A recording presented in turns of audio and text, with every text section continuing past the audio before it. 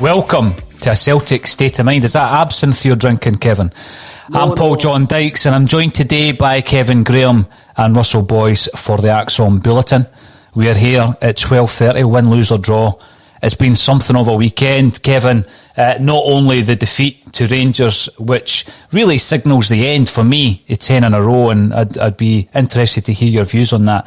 But the aftermath of that, whereby we've got a manager who, following Celtic's 4-1 defeat to Sparta Prague back in November, he comes out and says that he spoke of a need for change in terms of the culture at Celtic Football Club. He called his own players lazy and lackadaisical, and he has since questioned their fitness. 24 hours after a devastating defeat at Ibrox, he's pictured on the bevy, poolside with his captain. And I just think that, for me, this typifies everything that is wrong with Celtic Football Club at this moment in time, because I think, and I said this after the game, they've become fat, lazy and arrogant. That's Celtic for me, in a nutshell. Kevin, what's your thoughts on that? It's quite hard to disagree with anything that you've actually said. I maybe disagree with arrogant. I think we've just got completely lazy. Saturday's game for me, I says it was like the body was already in the coffin in the living room and all the family were coming round to see it.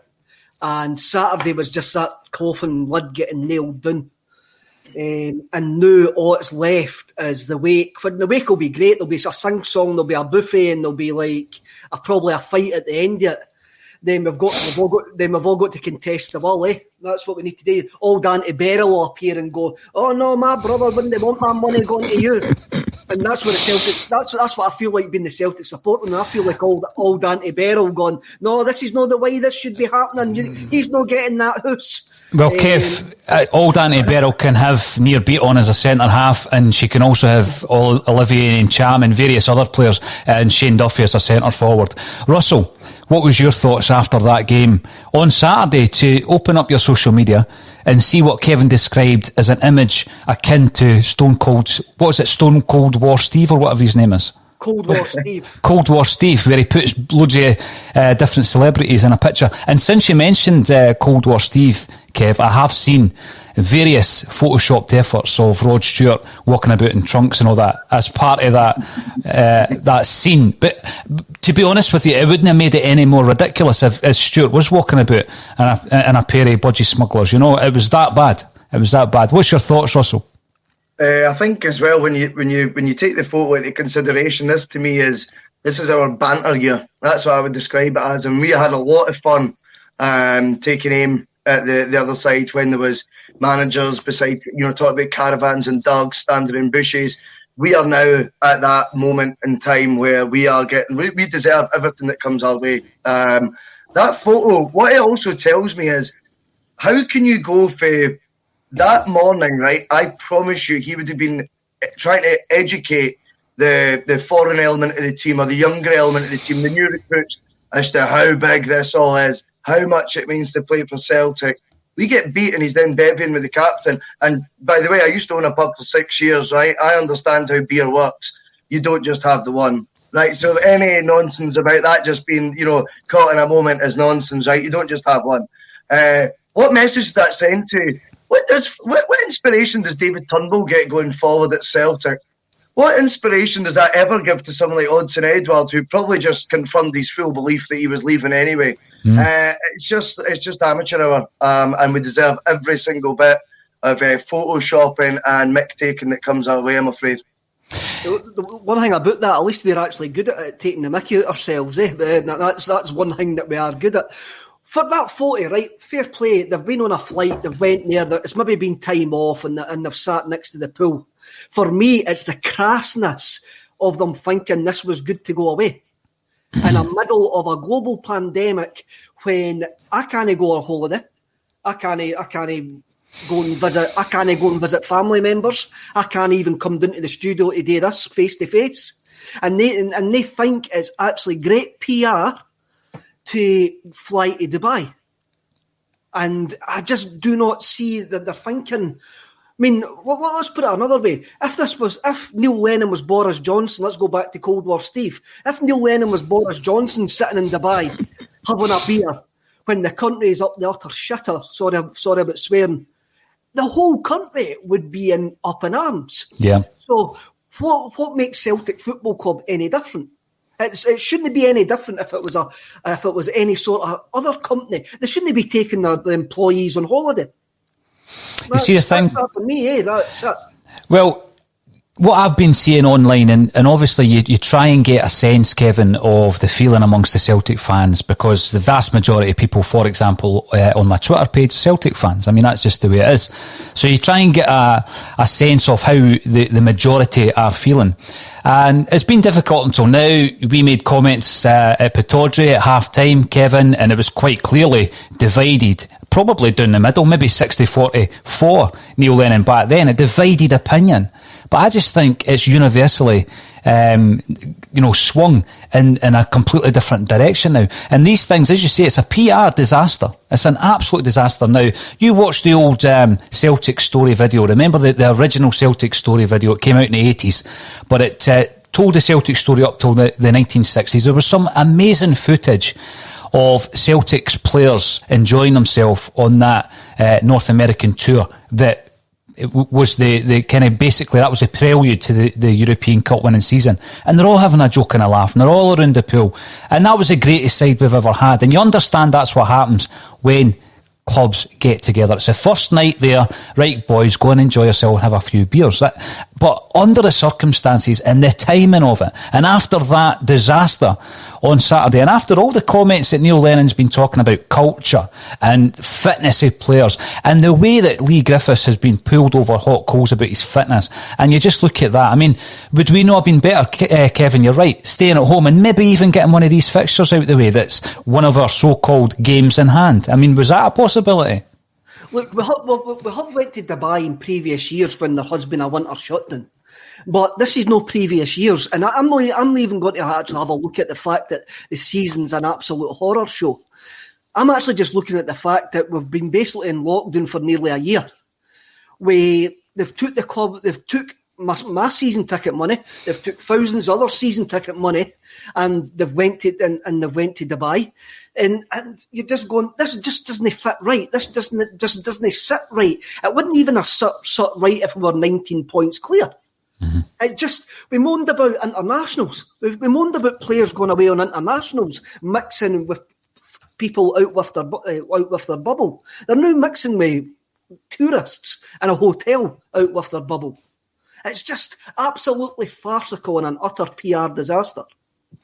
It is farcical, a wee bit like Celtic's season, actually. And when you're looking at the games leading up to the Rangers game, Kevin, you're quite cautious going into that game, obviously in the podcast leading up to it, and you were talking about being happy with the draw. I made a comment at half-time when I was talking about the game with Anthony Haggerty that at half-time I would have been gutted with a draw. At half-time. But I had to check myself because we had been there before against Hearts in the Cup final, Kevin, where we looked really good. We were very impressive in the first half. We were very impressive in the first half against Dundee United. So I was sitting there, no thinking. I was sitting there watching the Rangers game, and I was looking at the fact that we've lost so many goals in the second half this season. I was looking at the fact that in the last 20 minutes of the games, we have lost 37% of all goals conceded in the last 20 minutes. We've lost 15 goals in the last 20 minutes. That's not Celtic. That's not what Celtic used to be about. We used to be the team scoring the goals in the dying embers of a game, pulling it back from the dead. But again, on Saturday, and I've said this as well, we clutched defeat from the jaws of success, from the jaws of victory. We should have won that game. But that says as much about the game management, Kev, as anything else. And one of the examples we've been using for the last few weeks, Russell, you remember that moment when Simunovic gets sent off at Ibrox under Brendan Rodgers. He already knows plan B, plan C and plan D. You know, what hand gestures straight away, I remember. Yeah. What happened when Beaton gets his marching orders? I didn't see anything happening. I didn't see any changes at that moment in time. They didn't know what to do. They didn't have a plan B. Yeah, I think the free kick, from my memory anyway, the free kick actually got took before any substitutions were made. I could be wrong here because I'm not a stato like some of your finer guests than me. I'm sure it was at Brown and El Hamed that was the first two subs. No, El Ahuse and El Yunusi, and he offered absolutely nothing as well. I think the decisions that Lennon made quite clearly didn't work, and you get to the stage, like I said off air, you get to 5 minutes to go, and tell me he's not up front. Tell me he is not up front again. I mean, as if he's not made a big enough plonker of himself in this game all day. Tell me that Shane Duffy is not now up front and we've used all 5 subs. If we have got to that stage when we hadn't used any subs up to the red card, after the red card we use all 5 and Shane Duffy is the answer up top, it's just unacceptable. It does prove that, yes, the red card changed the game, and I think the saddest thing for me is at that moment I knew that we were going to lose. I think I think that was the reality a lot of Celtic fans felt. Is that right? No, I'm not saying that is right, but that is, I think, there would have been an overwhelming feeling of, we'll lose this now. That's the wee turning point that we didn't need to happen. It's then went on since then to Rangers scoring, Shane Duffy up front, El Yunusi looking as useless as ever, and Scott Brown in the middle of the park, who really was on for the noise up, I thought, towards the end as well. And I don't like to call it individuals, but when I see him having a beer the next day, do you know what? We can ram it and all. That's how I feel. You know the thing with Duffy running about like a headless chicken up front, I likened him to Peter Schmeichel in the 94th minute European game, Kev, because that was always what Man United done. They threw up Schmeichel. You've then given me an image of a streaker doing Blackpool Pier on a stag night. I mean, that is what Duffy was. And by the way, we will get on to the red card, right? And I think it was, and I know there's plenty of Celtic fans out there who will disagree with me, I think it was a sending off. But I also think Duffy was lucky not to get sent off, and I think Morelos was lucky not to get sent off as well. So yeah, you do tend to just home in on the fact that 4 minutes into the game, Morelos stamps on Frimpong.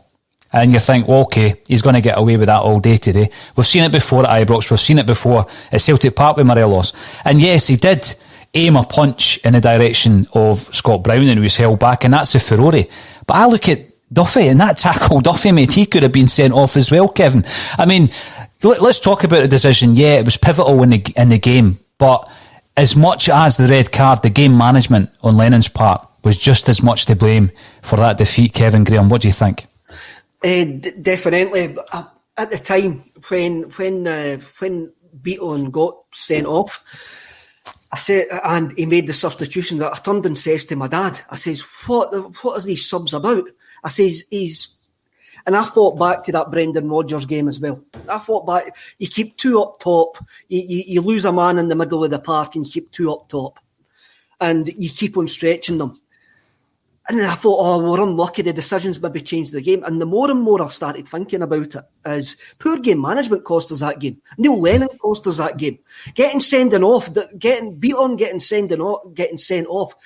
cost us that game. Neil Lennon and the coaching staff reaction lost us that game. Nothing else. I mean, you can have a look at, it was an own goal as well. But we haven't defended a set play all season.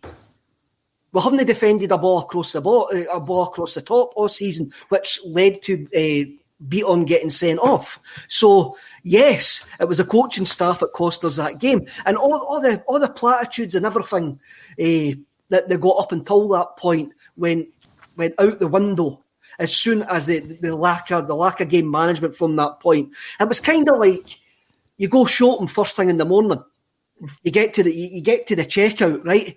You get to the checkout and you forgot your wallet and your bag for life. Waste of time. Everything that you've done good up until about that point is an utter waste of time.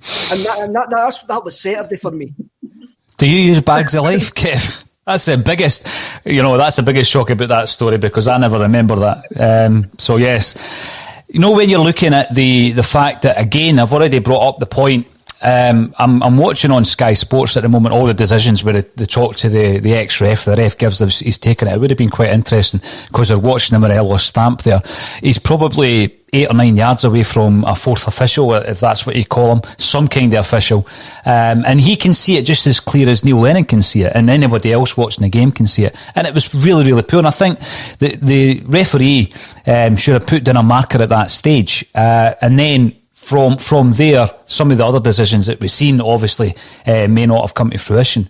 But Kevin, I'm going to be quite bold here, because I've been called a Lenny hater over the last couple of days on the YouTube channel. I'm not a Lenny hater. I'm far from that.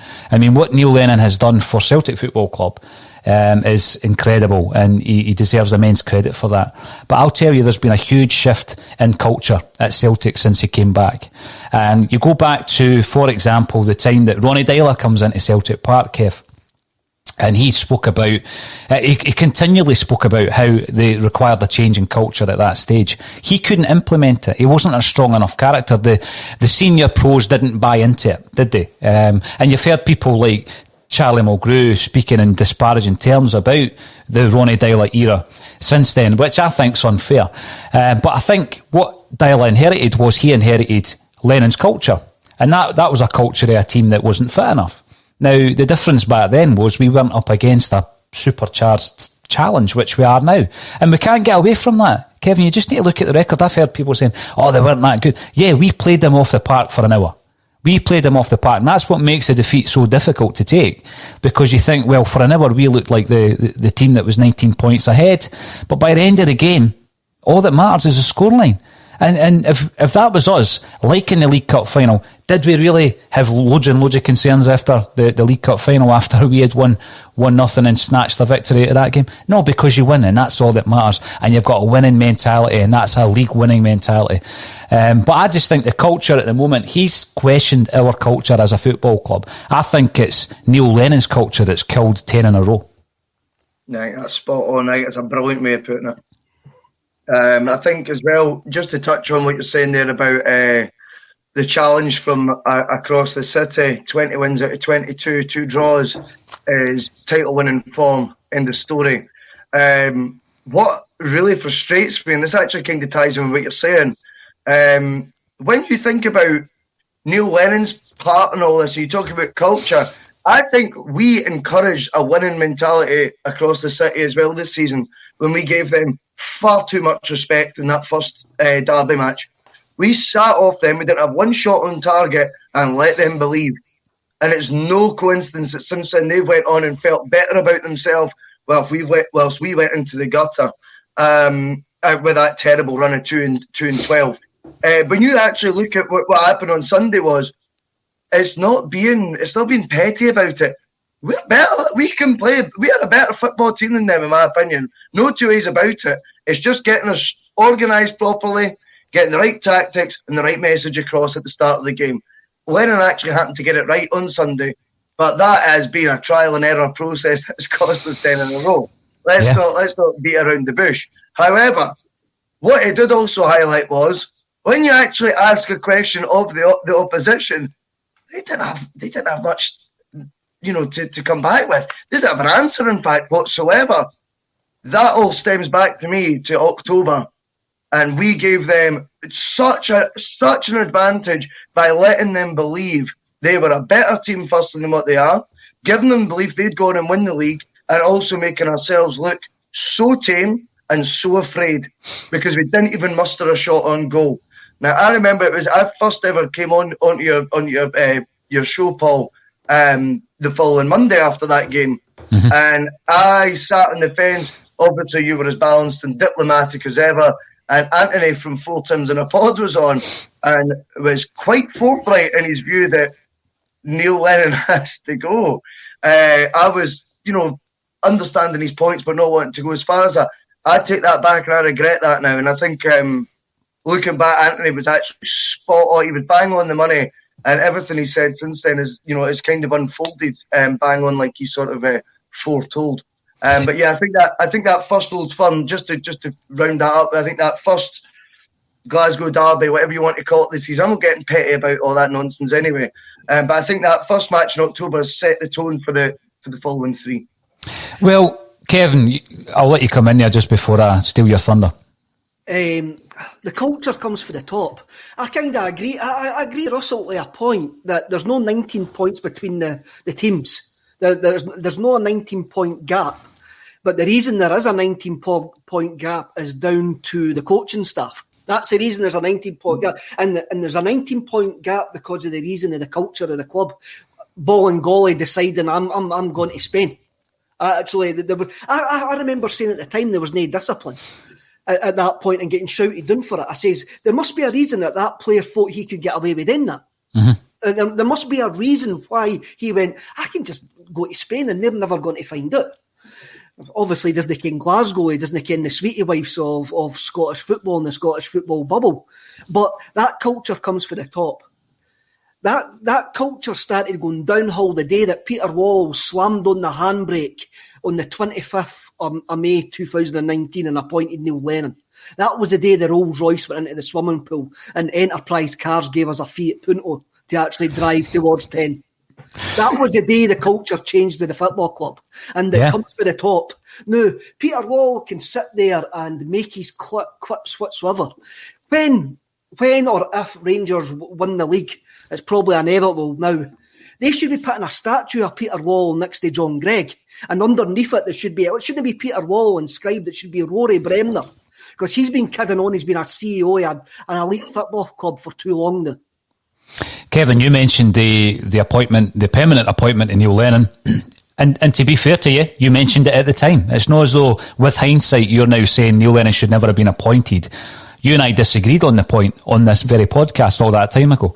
And we both stand by what we said, because I think that Lenny delivered last season, but what's crept in is this culture. And as you say, the culture started then. Another big part of that was doing the unthinkable and selling Kieran Tierney at that time to the highest bidder. And, you know, that's fresh in my mind because of that incredible bit of play that we saw from Tierney at the weekend for Arsenal. You know, and it's like, when you see that and you think back to the 25 million we brought in for Tierney, how many players do you think that we have bought since then have been a good use of any of that cash? You know, and that again goes to the recruitment side of things, Kev. And for too long, the recruitment, the people at the head of recruitment, Nicky Hammond, who seems to be a kind of buffer between Neil Lennon and Peter Lawwell, or he's just maybe easy enough for Peter Lawwell to control, which is probably more accurate. He doesn't seem to get mentioned all that often, yet our recruitment has been very, very poor. Now, you look at the Lee Griffiths situation, criticised, condemned for being unfit. Yet, you know, this fitness issue obviously is in the forefront of my mind when I see the players and the management, you know, enjoying himself in Dubai. But we've got a player there in Albion Ayeti who's not yet fit to start a game, Kevin. And we're now in January. And we spent £5 million on him. So if we can't get the player fit, that's a cultural issue at the club. And that's part of what you're saying, from the very, very top down. It comes from the top down and it's still there. It's still there. This trip to Dubai still emphasises that culture of we didn't care about the fans is still there. I mean, we've all seen the minutes of the free meetings that they've had with the trust, the association and the affiliation recently. And I'm going to say it again. It was platitude rubbish. All it was lip service, and it would say, have a cup of tea, then let the door hit you on the way out, because we're not going to change what we're doing. What we're doing is utterly right. What we're doing is utterly blowing the biggest advantage that we'll ever have over our main rivals. And it's all down to one man. We changed the culture of the football club by bringing in Ronnie Dyler and Brendan Rodgers, then decided, nah, that's not the way to go. Brendan Rodgers and Ronnie Dyler was the only way that a club in our financial environment can be a success. It is. Bringing Neil Lennon back in was never going to be that. We were always going to regress. It's actually like it's been managed decline. As I say, they fired on the handbrake, the Rolls Royce went in the swimming pool, we're now fleeing about listening to Gribe and a Fiat Punto. That's what we're doing. Now, I'm going to run through some of the points from Saturday's game, some of the talking points that the referee's obviously been chatting about on Sky Sports this morning. Beaton's red card, Russell, we've already spoken about it. Was it a red card for you? Stonewall. It's a Stonewall red card. And I understand the argument about Ayer coming, maybe being able to get back in time. And one of the funniest was this. Well, Morelos has never scored against Celtic before. I don't really think that's in the referee's copybook, whether they've got a good record against the opposition. However, that is one of the things that I've read as well. What I would say also, a rugby tackle in any area of the pitch when you're nowhere near the ball and miles off. Let's say it was at the centre circle and Near Beaton does that exact same challenge where the ball is far away from the player or not. Big decision to make there, because that is firstly no attempt to play the ball. He's not even using his feet. It is a rugby tackle, as it's been described on every platform you care to read, including Celtic, based ones. I'm not convinced there's much of an argument here, whether you think Christopher Ayer's getting there or not. It was Stonewall. It was a game changer, and like I say, when I watched it happen, that was my dawning of the fact that any flickering hope I had that was left of 10 in a row occurring, I just blown away in front of my eyes. But it's Stonewall. I agree with that. I do think it was, and I've seen a lot of Celtic fans coming on, and we're looking at various angles, Kevin, and we're looking at the fact that Ayer was going up the gears. You could see that. He was about to obviously go into hot pursuit. And then Neil Lennon comes out after the game, and he's of that view that Ayer was going to cover it, he was going to push him wide, the goalkeeper's coming out and had a good angle. Kevin, do you agree with Russell on the red card? Oh, it was a Stonewall red card. There's no argument. It was a red card. I couldn't believe Neil Lennon came out after it and was debating it. It's like a Sunday League challenge. I've had tackles like that myself when I did get a game every so often in a Sunday League. A big centre half grappling you, and Shane Duffy's was a Sunday League challenge as well. Mm-hmm. It was like two hungover centre halves just trying to kick a pacey centre forward, and we've had all season to try and eradicate that, and the coaching staff are not capable of doing it. And people are going, it's Beaton's fault, it's Beaton's fault. Well, we know that we're susceptible to a ball over the top, we're not susceptible to set plays, and it's never been sorted. It's just ridiculous. JP Mason called it when we done it on Thursday. When we done the bulletin on Thursday, he says, look at Beaton's push against Dundee United in the box. Mm-hmm. This is what he does. And he done it again. It was an accident waiting to happen. And yes, if people can say he's done well for us, he done well in that game. But the bottom line is he still got caught out of position, and Morelos was away from him. And he went to the basic, it's fight or flight, ain't it? He went to your chimp brain, and his chimp brain was, I'm just going to panic here and bring him down. That's what he did. Now, Kev, this is a conversation you and I have had previously. We're still scratching about all this time, all these transfer windows later for a centre half. We're still playing guys out of position. And again, that goes back to your point whereby the cultural issue is at the very top of the tree. We can't even get the basics right. Near Beaton's been at Celtic, 8 years now? And, I don't think that converted midfielder situation with him, that conversion has been a success. When you look at Ayer, I think that has been a success. And I know some Celtic fans disagree with that. At this moment in time, Ayer's our best centre-half. I know Julien's out for 3 to 4 months, and we'll talk about that in a second. But we're still at that situation where in the first game that Russell's already spoken about back in October, we've got to play Stephen Welsh, right? 3 months later, we've still got an issue at centre-half, and we've got to play Near Beaton there. Even though Shane Duffy's been brought in and he's on the bench. Again, all this time later, January, Duffy's still not, going to be a first pick for Neil Lennon. So that begs the question. A couple of weeks ago, or last week, Neil Lennon was asked the question about the transfer window. And he says he's quite happy with the balance of the side. He's not going to go into the transfer market. Dundee United game comes up, Julien collides with a post. And then we see that we really are desperate for an imposing centre-half, or just someone who can play the position would be good as a starting point.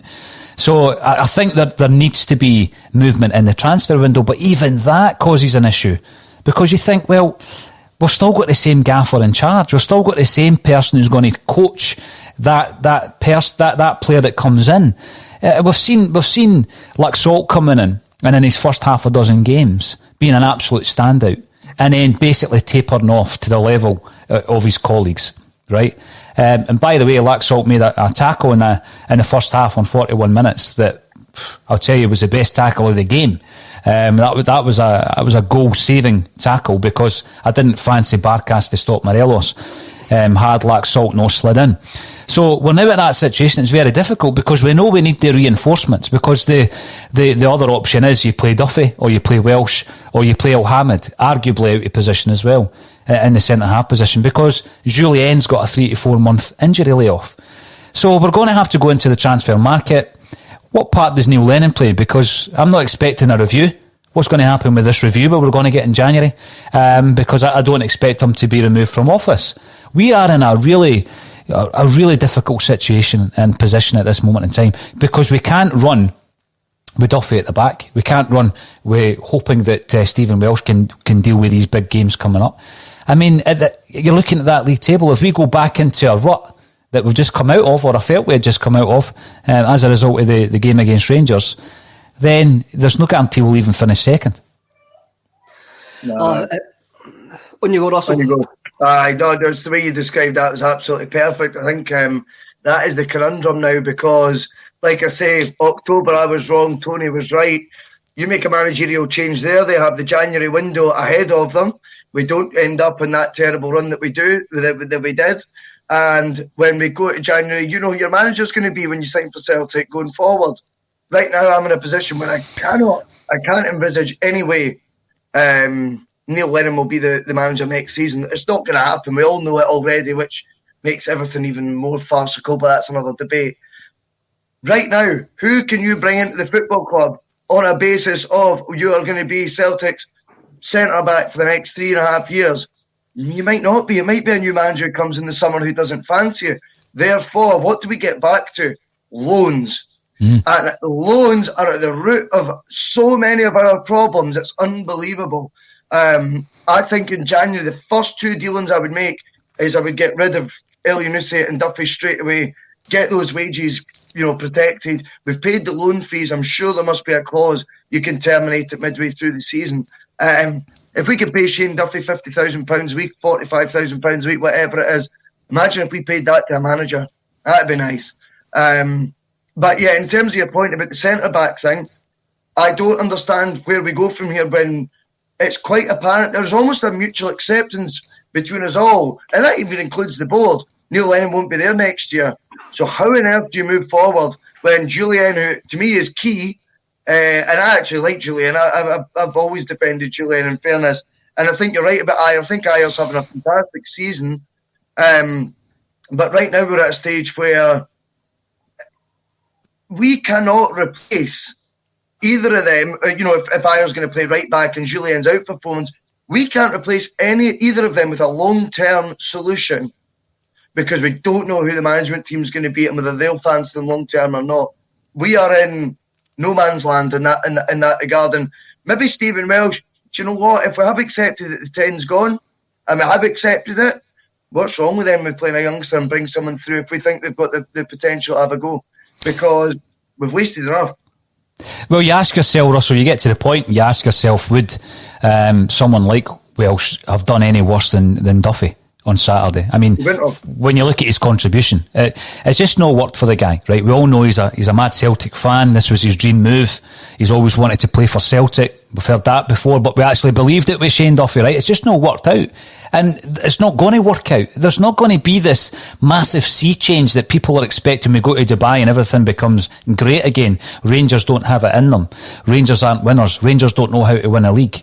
Well, they're shown so far. This is a different scenario from last season, Kevin. I've heard so many people referring back to, but in the second half, and if they lose this game and we win both, there's no evidence to suggest that's going to happen in the second half of this season. You yourself have been a big critic of Peter Lawwell, but you do it in a balanced way, Kevin. We were given this information that we were going to have a review in January in relation to the managerial setup. Now, I am of the view that nothing's going to change Will we even get an update? Will we even get a statement? Who knows? I don't think anything is going to change in January, or indeed between now and the end of the season when it comes to the managerial team. Now, this is a managerial team that's presided over four knockouts, if you like, in competition, and I include the league in that. All we've got to play for now, 4 out of 5, all we've got to play for now is the Scottish Cup. Now, that's indefensible. There's so many Neil Lennon fans out there. And I say Neil Lennon fans because they can't see beyond, but if Julien had been fit for the game against Rangers, they'll always have another excuse as to why we've lost the game, or why we've lost our running games. And it's never Neil Lennon's fault. Well, I'm sorry, it is Neil Lennon's fault. So, Kevin, do you think that there will be any change? Would you be surprised if we just maintain the status quo from now until the end of the season? I would be extremely surprised if there's any change whatsoever. Neil Lennon doesn't look like a guy who knows his job is on the line. There's a strange Twitter account appeared, that's Celtic Analytics Anon, right? And I'm wondering if it's a wind-up or no, if it is a wind-up. But basically, that says if we win the 3 games in hand, win every game for now, including the Rangers game in March, at Celtic Park, it's a minimum of 7 points behind. And what Ken son, I'm going, that's the way the Celtic board will be thinking about this. And I've seen the minutes of the meetings that they've had with the supporters groups. And basically the club have says, I'm not going to say it's Peter Wallace says, the club have says we were lucky to get Rodgers and didn't expect us to actually get that level again. So if we're actually sitting here believing that the club really believe that they can replace Neil Lennon with somebody that's better than Neil Lennon, then you may as well send me your bank details, because they're not even going to attempt to replace Neil Lennon with somebody that's far better than Neil Lennon. And this is where I'm coming from. This is where I want the club to have a long-term plan. I want them to come out with a long-term plan. And I've been banging the Jack Ross drum, but whether I want Jack Ross or not, or whether I feel Jack Ross is good enough for Celtic Football Club is another story. But I just believe that's the route that we'll go down for a couple of different reasons. One, they've maybe realised that they need somebody that can develop players now. 2, Brendan Rodgers really, really rates Jack Ross really highly. And 3, he's cheap. That's the 3 reasons that I reckon Jack Ross will be the next Celtic manager. This next season, this from now at the end of the season, is just about trying to generate goodwill for season ticket renewal time. And for them to generate goodwill from now to the season ticket renewal time is win the Scottish Cup and maybe lose the league by 6-7 points. Then they can actually look at, by the way, we gave that a decent go, and see that nasty COVID, that's what caused us all. And the fact that you won in the stadium. I can see the narrative, I can see the PR spin by the club already. We've seen it mentioned, Kev. We've seen it mentioned about, we're missing the fans, right? And we've already seen that narrative beginning to surface. But with 1 or 2 photographs in Dubai, that goodwill has been absolutely shattered. Russell, how does the PR team come back from that? There is no comeback from that. That is, to me, they've absolutely outdone themselves this time. I think that photo just shows how far removed Celtic as a club, or the Celtic PR team, is doing them a favour, to be fair. I think it's the club as a whole is removed from the mood of the support. They can blame that on there being no fans in the ground if we couldn't pick up the vibes. Nonsense.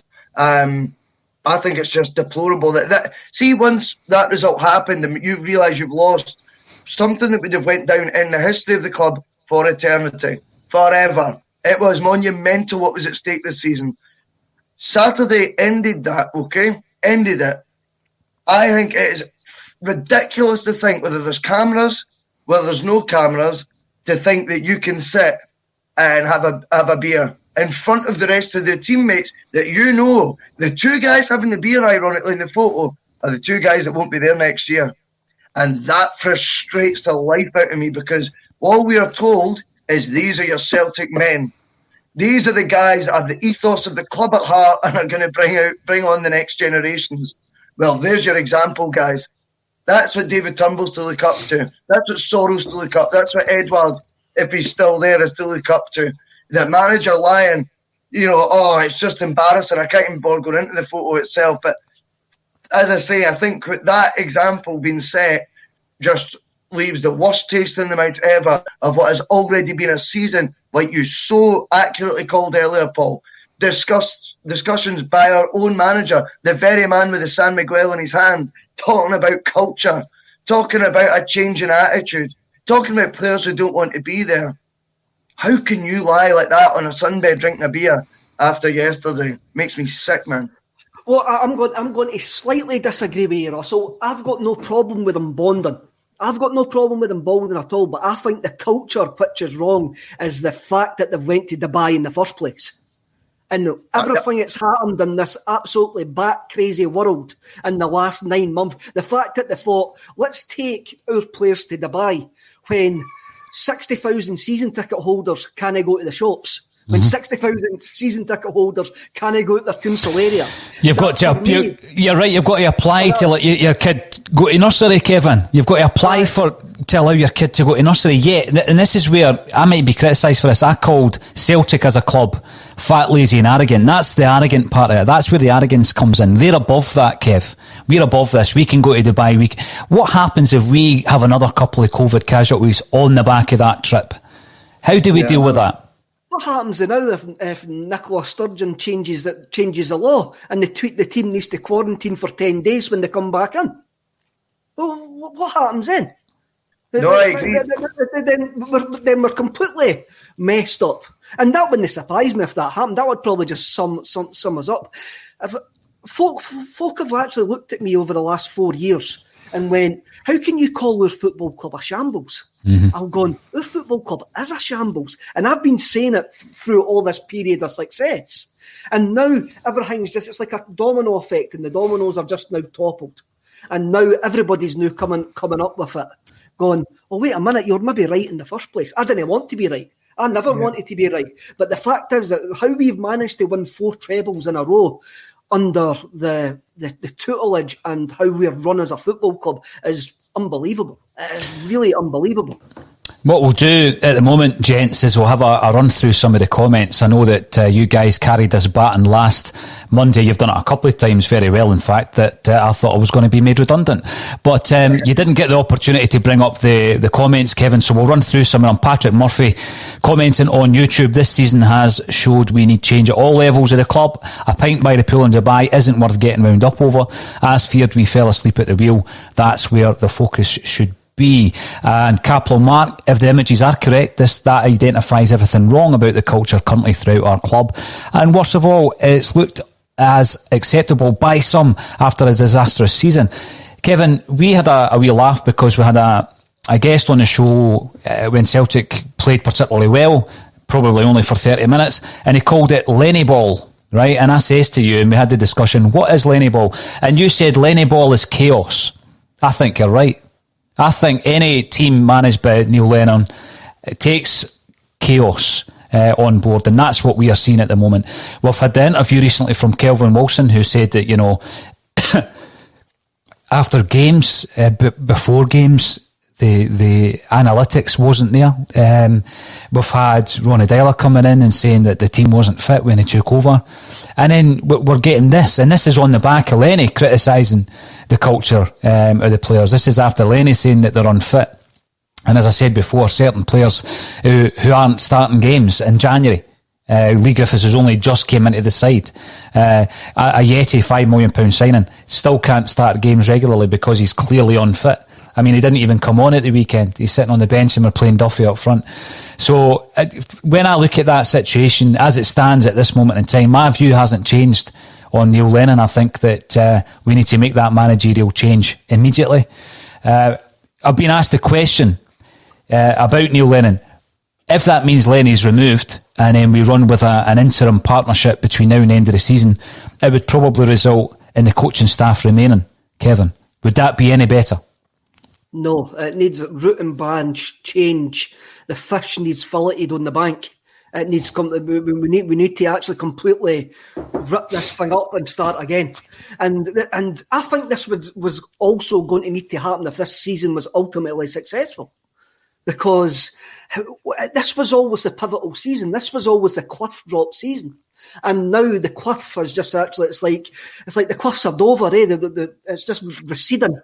And now we're in the 4th of January and we're already standing at that cliff edge. And we're not across it yet, but we soon will be across it.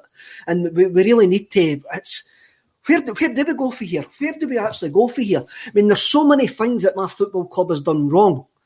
It's unbelievable. I mean, where we are now, how long, if the pendulum has swung, how long do we want the cycle to last? How long do we want the cycle of failure to actually last?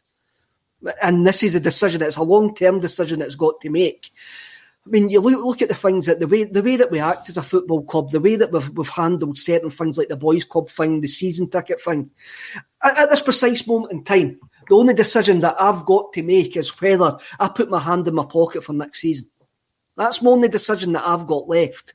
And you're talking about I've been going to watch Celtic for 40 years. And I'm actually sitting here now going, do I actually even want, if they're going to continue with the status quo, do I even want to give them any more? Do I actually want to give them £600 next season? If they came to me at this precise moment in time, at this minute, and says, do you want your £600 back for this season? And that cancels your season book for next season, I would go, yes. Transfer it back into my bank account. How many fans do you think are of the same view, Kev? I reckon there's thousands. I think there's thousands. Mm-hmm. It will be. You're going to go back to Ronnie Dyler. I hope it's a good job they've got the tarpaulins because they'll probably need them for next season. Where is the charm offensive? Because you're right. The top tier being closed for Europa League games, season ticket holders not bothering to go to many of the games. What stopped all that was the appointment of Brendan Rodgers. We all know that, all right? So he comes in. I don't call him an elite manager, but he's certainly a box office manager at that time. By the way his team's performing this season might make him an elite manager, who knows? But at that time, he was certainly box office, and that's why 13,000 Celtic fans turned up for his unveiling, for his arrival at the stadium. Now, Kevin doesn't believe that we're going to go down that route. I think a lot of Celtic fans, myself included, sometimes gets a bit carried away as to who we can attract. Just look at where Pochettino went, right? Just have a look at that. So there's a level of managers that will be nowhere near Celtic Park. Then you come down to a level under that, Kev. You've mentioned Jack Ross. I don't even think he's in the second level. I think he's a wee bit further back than that, to be honest with you. And I don't disrespect Jack Ross. I speak very highly of him as a manager. But if you want to talk about where we're going from here, I don't even see that as a sideways step.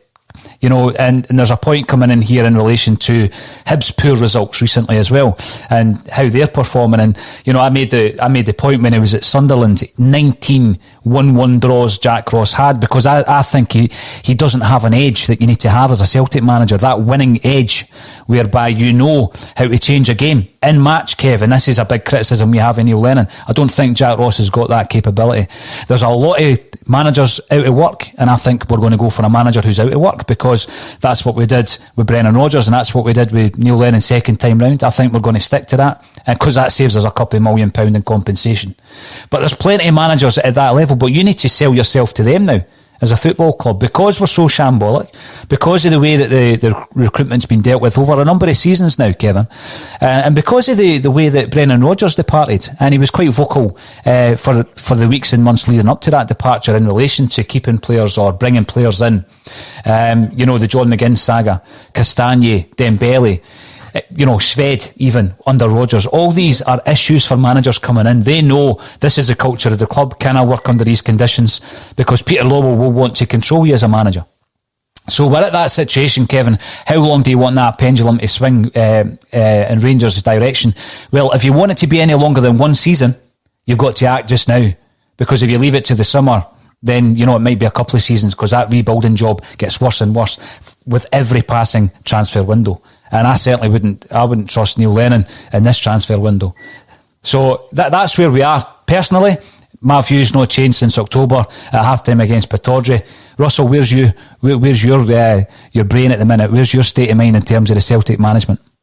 Yeah, I think you make some good points there. And the name that you mentioned, funnily enough, Brendan Rodgers, you only need to look at what their conditions were on hiring Brendan Rodgers when they took him from Celtic. Now, we all know he likes a tale and a story.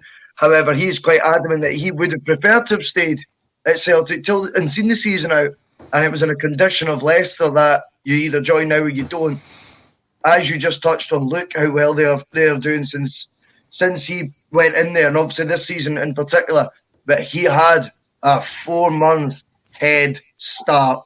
That is the key to why he has been so successful at Leicester. He had a free hit situation, if you like, where he could work with the Leicester squad that was there, work out who's staying in, work out who's not going to cut it, and then just filter that out and then identify the targets in the relative positions. Ironically, Castagna now being one of his fullbacks.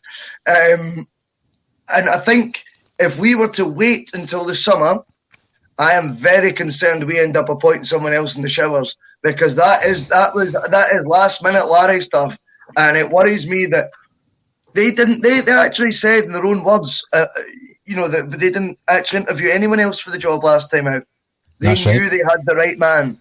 Well, why was he a caretaker in the first place then? If you already knew. Nonsense. Yeah, you did it on the back of glory to try and nullify the disheartened opinion of the Celtic fans that it was going to be Neil Lennon, when really everyone knew it was a downgrade. So they did it on the back of a treble victory. This time they're not going to have that comfort, and that is very interesting. So if you wait till the summer, are you giving the manager the best opportunity possible if he's only got the summer to work with on a squad that, let's be honest, confidence is only going to be diminished further over the next 5 months if things carry on as they are? Or are you better to plan ahead and attack now? Like you say, plenty of managers out of business, out of work. Eddie Howe was obviously the name that we spoke about earlier. Players need coached now. They need mollycoddled. Whether we think it's right or wrong in football is a completely different conversation. It's proven that this season, the players at Celtic, I think, are from a certain school that they need coached. I happen to think Gerrard signed players that wanted to play for Rangers more than they wanted to further their careers. That was the pinnacle of a lot of their careers. Whereas Celtic signed players for stepping stones, Celtic being the stepping stone. If that's the case, then you need to coach them through that and develop them and nurture them and get them, these big sell-on fees. That's not going to happen under a Neil Lennon character. So where's my brain at? No, I don't have a clue. No, one point you made there, Russell, and one point that I think is vital to where Celtic are at the moment, is when Leicester made their appointment in February of a season, they weren't making it to save a season. They were making it because they were planning ahead. And I think that's where Celtic are right now at this moment in time. Now, there's a point came up, Kevin. I'm not going to answer it for you because I've got my own views, but it's on the back of your comments. And this is coming in from Kevin Mack via YouTube. 9 in a row, quadruple treble, club failure. Not sure about that, Kev. We've been successful on the park, but an absolute failure off the park. If you have a look at our planning, the way we execute things, domestically we've seen things that nobody will ever see again. We have seen things that nobody will ever see again. But what about Europe? What about getting put out with Eastern European jobbers like Fenerbahce and Cluj? Since we've put the brakes on, has Neil Lennon won a massive... Well, we got through the group, but how many big games has Neil Lennon won in the last 12 months? I know. Cluj was the big... For me, the Cluj game was the massive red light warning when we managed to absolutely throw that away. And I understand where he's coming from, yes. And this is where Rangers fans that I know have been saying to me, what do you mean you're an utter mess? I says, we're a shambolically run club. And for them to have caught us, that is the ultimate failure. When we've had a 9-year head start, for them to have caught us is the ultimate failure. And not just caught us. You look at the season where we won under Wim Jansen. That was tight and we won it on the last day of the season. They've not just caught us, they're obliterating Celtic this season. That's the biggest frustration for me as well. It's not even close, Kev. We're 19 points behind, and I keep hearing this about the 3 games in hand. Right, okay, we'll still to win them, right? And we've only won 6 games in 19, so we are now actually going to go from now to the end of the season unbeaten. For history, our recent history doesn't say that's possible. there's a lot of names that keep coming back. We've seen Eddie Howe time and time again getting mentioned. I can understand why. Of course I can. Monty's one of the viewers who is mentioning Rafa Benitez. Kev, I think that goes back to the point where he's getting paid funny money where he is at the moment. You would really need to push the boat out financially. I agree with Russell. I would much rather spend $3 million on a manager than on a striker who ends up to be Patrick Klimala or Bayo or any number of names that we could go through. I would much rather invest in the management and coaching staff than in a project signing from somewhere on the planet, because more often than not now, that's not working for Celtic. Mark Hughes is a name I've mentioned time and time again on this platform, and the reason that I bring this up is because people also mention someone like Roy Keane, whose name has been mentioned, and then Robert Hyland comes in to say Keane would be a total disaster. There's always a thought process of, but he's a Celtic man, he knows the club, he's Irish. Have a look at his managerial credentials. Roy Keane's managed 181 games, half of which, in fact more than half of which, were in the Championship. He got Sunderland out of the Championship. He's done nothing else. As a manager, not for me. So on the flip side of saying, would he have tolerated what we're arguing about in terms of pints by the pool after getting beat by Rangers and possibly thrown away 10 in a row? No, he wouldn't. But we would still require tactics. We would still require a development of players. Yep. Roy Keane doesn't bring that. I like him to watch on the TV. I think that's where he is. That's what he's good at, and that's where he should stay. But you do see sometimes names that Celtic fans think, oh, Roy Keane, no chance for me. Mark Hughes, 610 games at the top level in English football or international level. And there's other managers who, and it's not, this shouldn't be where our kind of level is. It's not the fact I think he would do better than Neil Lennon, because I do think he would. Him and his coaching staff would do better. It's just the fact that, we're writing a lot of people off who would actually do well at Celtic. Jack Ross is someone whose name's coming up, Kevin, and a lot of people are disagreeing with that. I think a big part of your reasoning behind it, Kevin, is that's the level you're expecting the club to be at. You've said that previously, Kevin, isn't it? You think that's where we're going to be aiming for. That's the level the club have told the fans groups that they're looking at. That's the level that says they got. I think the exact words were they got lucky. They were in the right place at the right time with Brendan Rodgers, but that's not normal. I'm going to admit this. I was in a meeting when we appointed Ronnie Dyler. I got behind Ronnie because I could understand why they were appointing a manager like Ronnie Dyler. I could actually see the point of it and go, all right, you're going to try something different. Brendan Rodgers was a massive upgrade on Ronnie Dyler, but to do the exact same thing, to actually develop the club to sell the players on. That's where we are. We're in a complete and utterly small market. That's where we are. We need to actually develop players to sell them on. And you bring in a coaching team who have no experience of developing players. You look at Brendan Rodgers' back catalogue, Chelsea, the players that he'd run through at Chelsea, then what he'd done at Swansea. He had a track record of developing players. He's doing it again with Leicester, with a complete and utterly young squad at Leicester. Now, there's more than likely he's going to replace Frank Lampard at Chelsea. I was just going to ask you that, Kev. Do you honestly think he would do that? He would do that because Chelsea have got a young squad. Chelsea have bought young players who will suit the Brendan Rodgers philosophy. Brendan Rodgers knows how to deal with, what was it Neil Lennon says? I used to deal with 20-year-old men, now I deal with 29-year-old boys. Well, unfortunately, Neil, that's how football works now. And Brendan Rodgers knows how to actually deal with that. Steven Gerrard knows how to deal with that. Michael Beale knows how to deal with that. Neil Lennon doesn't. And that's the biggest downfall. And whoever the next manager is will have to deal with that football culture which has changed. Now, Paul Sinclair's coming in to ask if I will get sacked if I criticise Callum McGregor. A lot of people ask me the question regularly, Paul. Utter useless again, swearing at being subbed. If that's a man to lead us moving forward, we're in bigger trouble than I thought. First thing I would say, I don't think he was swearing at being subbed. I think he was swearing because he just scored an own goal and he was gutted at that point. Callum McGregor, do I criticise him enough? I don't think he's had a great season this season. I think he started to play better since Soro came into the side. But, Yeah, I'll be critical of anyone who doesn't perform well. Player, manager, CEO, whoever it is under a Celtic banner, I will criticise them if I feel that it's necessary. But I try and do it in a balanced way. Kevin, what's your thoughts on McGregor? He's obviously taken the captain's armband over the last few games since Brown has dropped out. I think he's been fine. He's not been up to his usual standard, but then his usual standard's that high. It's very easy to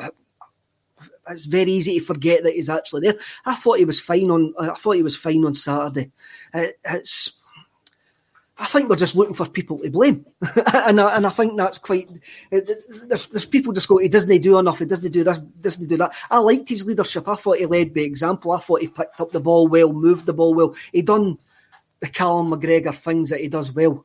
What McGregor this season has been poor at is the things that Callum McGregor doesn't do well, like defending and getting caught in the box and trying to track back. But then that was the way that we were playing. That was the way that he was getting asked to play. I'm just going to rewind it a bit, and I'm going to say this. Your manager should be the highest paid guy at your football club. Yeah. End of. That's it. And if you're a football club going to appoint a manager, your manager should be the highest paid employee at that football club. And now I'm sitting here thinking about like withdrawing season ticket money and that. And I know for a fact that what the club would do, they would sack the people on the 0-hour contracts. They would cut back on the commercial staff. They would cut back on the ticket office staff. They would cut back on the minions who didn't make a difference and still throw money at the vast pit at absolutely rubbish projects. And that's what worries me. That's what worries me. But I'll go back and say the employee, the highest paid employee at your football club has got to be your manager. I remember Marco van Basten saying that, and he wasn't a bad gaffer as well. Russell, I'm bringing up this point from John McFarlane. David Moyes is another name doing a good job at West Ham, so why not? I think they're sitting 10th in the league at the moment. If you had asked Celtic fans 3 or 4 months ago about David Moyes, they would have spat their tea out. They would have said no. It would have been the same kind of reaction you get when you mention Mark Hughes. For example, my point is this.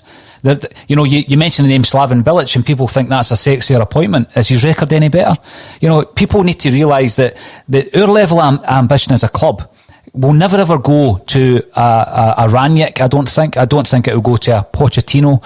And I don't even think it will go to Benitez, who, Kevin, you see the name coming up time and time again. I've seen Mick McCarthy's name being mentioned from time to time. That's coming in from Facebook. Felix 5, Mark Hughes would be good. Vastly experienced at a top level. Great coaching staff too. I've seen Stevie Clark's name popping up in the comment section as well. But we're at a stage where we still have Neil Lennon in charge. And until we get an update from the guys in charge, that is what we're going to have to deal with. The charm offensive, Kevin, when it gets to that stage where the club try to then sell us next season, how difficult is it going to be if Neil Lennon's still in charge? Are they even considering that? Extremely difficult. What they would probably need to do what Ronnie did before the end of the season, announce that there's going to be a change. And I think that may happen. I mean, I was still of the belief that we would be seeing Jack Ross by the end of this month, and that may happen. We may see Jack Ross before the end of the season if the Scottish Cup goes south. But that's what they'll need to do. From now to the end of the season is all about building that goodwill. And whether they've got the ability to do it. We're like a gambler who goes into the bookies and plays the roulette machines with our wages. And you get down to your last pound and we hope it comes up. That's what we're like. And we've been like that for 9 years. That's what we've been like. We've actually reacted to absolutely everything. We've never actually planned forward. And I can't see them doing any different. It'll be reaction. It'll be a whole absolute massive change in the summer. And when we get put out the Champions League or whatever competition we go at, but we're building back in. The change should have been made months ago. And Russell, I'm not going to change that. Russell, No, I'm going to come to you, Russell, for your last comment on the situation. I'm talking about a charm offensive. There will come that point where the club realises, right, we've got to try and shift 54,000 season tickets to a fan base who haven't been able to watch the side, and what they have seen has been dreadful. Now, we've started off that charm offensive by getting beaten at Ibrox by Rangers, and then with the Dubai debacle following it up. Is that the kind of thing? Is that discord between the fans and the club going to force them into action? I'm not going to say to the kind of level of Brendan Rodgers, but will it force them to take a different kind of turn? It's hard to tell, because I mean, I get what Kevin's saying. I think the highest paid person at a football club should be the manager. I actually happened to, and I kind of touched on it a few weeks ago, I happen to think as well that the person who can generate the club the most revenue is also the manager. Because if you get a manager who's getting you Champions League qualification in Celtic's case, or is doing this development of players that we seem to think that Neil Lennon obviously isn't doing, and we think that there is managers out there that can do, then that's how you then get higher transfer fees received as well. So therefore, naturally, yeah, if you could pay Shane Duffy 50 grand a week, I would love us to pay that for a top manager, because I think it would make us money in the future as well, as opposed to costing us. Do I think Celtic are going to go down that road? I happen to subscribe to Kevin's view. Whilst I don't know if it is Jack Ross, essentially, I think someone of a similar ilk. I think we're about to watch a massive downsizing, and the reason we'll be told that is because we have just invested £2 million and £50,000 a week on a centre half, and because we threw the kitchen sink at 10 in a row, and because of obviously the COVID situation, you guys haven't been able to come and support us like you normally do. So please buy your season tickets, accept the downgrade, and we move on from there. It's going to be pretty dull, I think, going forward. I don't see that ambition that we really want to happen. You know, a Benitez, as I said, that would be my ideal appointment. I don't think it is as ridiculous as others do. I really don't. If he manages Newcastle under Mike Ashley in the Championship, he would manage Celtic for the right money a week and given a proper budget to take on a name like Steven Gerrard. They use us. They used us all the time. That's how they got Gerrard in, was, you know, Celtic's sort of success thing. Let's use the fact that Steven Gerrard, you talk about sexy names. He is a sexy name in football, whether we like it or not. And I think that can help entice a better calibre of manager to want to go and rival him in the dugout. I just don't think Celtic have got that mindset, unfortunately, though, as much as I would love it to be true. Kevin, were you coming in there to... I've noticed quite a few commenters saying Sean Dykes. Sean Dykes is one of the highest paid managers in England. There's no way that our current CEO would look to match Sean Dykes' wages. And he's got full control at Burnley as well. Yeah, well, there you go. One final point. Everyone will be aware that we pushed out a big fundraiser on the Quadruple Treble Weekender. It was a great success, so thanks everybody for getting involved and for donating. I was chatting to a friend of mine from New Zealand who I used to work with, who sadly lost his wife to a terrible accident in November. You might have heard about it in Portobello, where she was knocked off her bike. So I've put a link underneath the video for a fundraiser. They're raising funds for some charities. She was killed tragically at a young age, for some charities that were close to Heather Stronach's heart. So please, if you can give anything, please do so. I know that the Celtic support pulled together, and although Martin is from New Zealand, he does certainly have a fondness for Celtic, and he was very, very supportive of me with my Celtic books, and he certainly read them and sent them to friends and family back home. So rest in peace to Heather, who tragically lost her life back in November. Kevin and Russell, Monday is always a good one for the Bulletin, so thank you very much for your contributions. Thanks everybody on the comments for getting involved via Facebook, YouTube and also Twitter. If you haven't already done so, please subscribe on our YouTube channel. It is growing, it's getting bigger. Even if it is just to come in and vent when things aren't going so well, please join us and keep supporting us. Thanks everyone, and we'll see you next Monday again on A Celtic State of Mind.